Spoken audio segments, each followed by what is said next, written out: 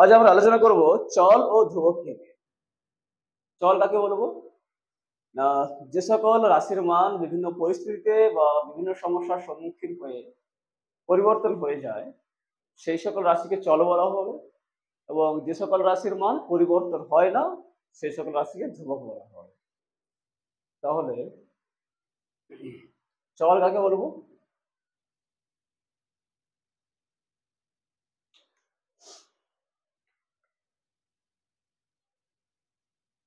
চল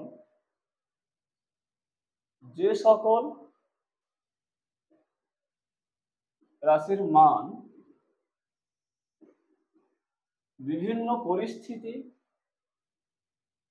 বা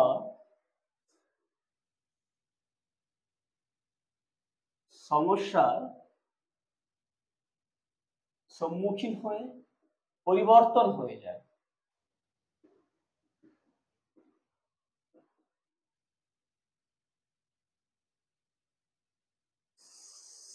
সেই সকল রাশিকে চল বলে। চলের উদাহরণ কি? যেমন আমি যদি ইংরাজি অ্যালফাবেট গুলোকে নেই, A B C D dot dot dot dot J ATC, এগুলোর নির্দিষ্ট কোনো মান নেই, সেই জন্য এদেরকে আমরা চল বলবো। আর ধ্রুবক কাকে বলবো?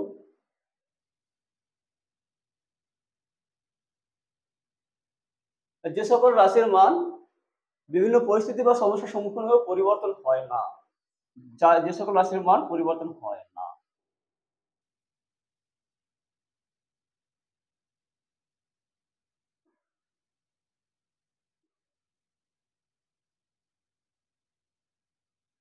তাদের ধ্রুবক বলে। যেমন 1, 2, 3, পাই, আলোর বেগ সি, এগুলোকে আমরা কি বলবো? ধ্রুবক।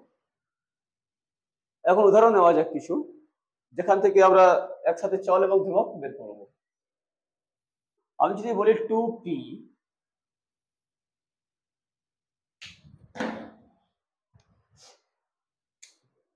যদি বলা হয় যে 2p, এখানে চল কে আছে আর ধ্রুবক কে আছে? যার মানের পরিবর্তন হয় না সেটা হচ্ছে ধ্রুবক। 2 মানে 2, তার মানে এখানে ধ্রুবক হচ্ছে 2, 2 হচ্ছে ধ্রুবক। আর পি এর মানে পরিবর্তন হতে পারে, সেজন্য পি হচ্ছে চল। আবার পি এর মানে যদি পরিবর্তন হয় তাহলে টুপির মানের পরিবর্তন হবে, সেই জন্য 2পিও হচ্ছে চল। আবার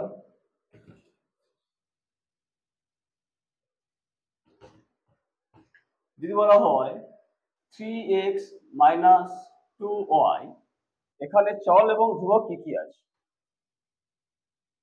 আমরা ধ্রুবক দেখতে পাচ্ছি একটা 3, ধ্রুবক কি কি আছে? এখানে ধ্রুবক আছে 3 আর -2। চল কে কে আছে? x, y, x এর মানে পরিবর্তন হলে 3x এর মানের পরিবর্তন হবে, তাহলে 3x, y এর মানে পরিবর্তন হলে -2 এর মানে পরিবর্তন হবে, -2y, x এবং y এর মানে পরিবর্তন হলে 3x - 2y এর মানে পরিবর্তন হবে, তাহলে 3x - 2y। এখানে এতগুলো চল আছে। আশা করি চল এবং ধ্রুবক ক্লিয়ার হবে।